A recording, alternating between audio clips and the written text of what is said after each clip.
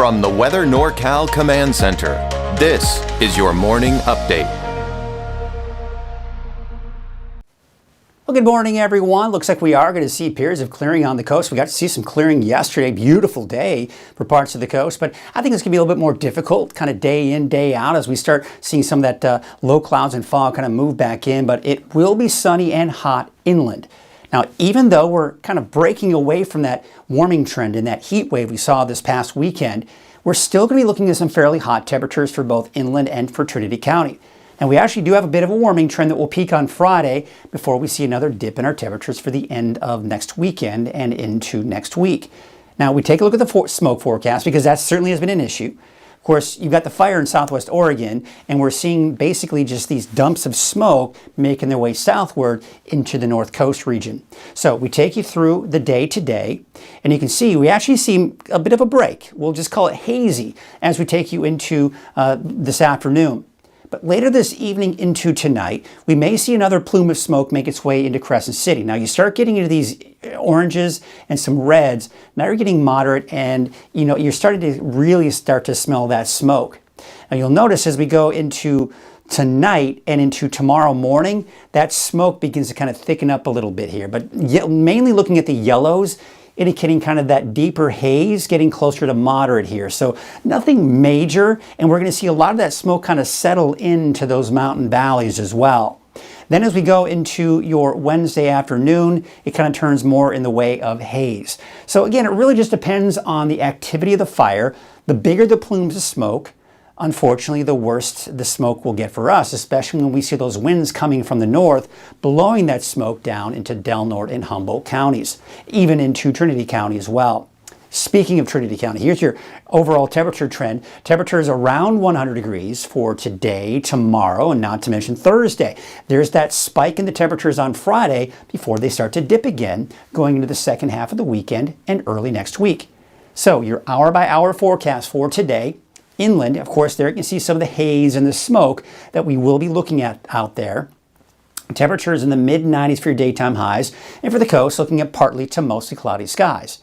Now, looking at Trinity County, you're also looking at that haze and that smoke moving in, and temperatures are going to be pretty hot. In fact, some of us could even touch 100 degrees like Weaverville, Hayfork, otherwise mainly in the upper 90s for your daytime highs. Now, I'm still monitoring that heat. And essentially, it's that time of the year where we've got a big dome of high pressure that's typically over the desert southwest. And we see it either expand or contract. So it will expand when these storm systems are kind of far enough away that it allows that heat to expand. Now, when that heat expands, we see our temperatures increase.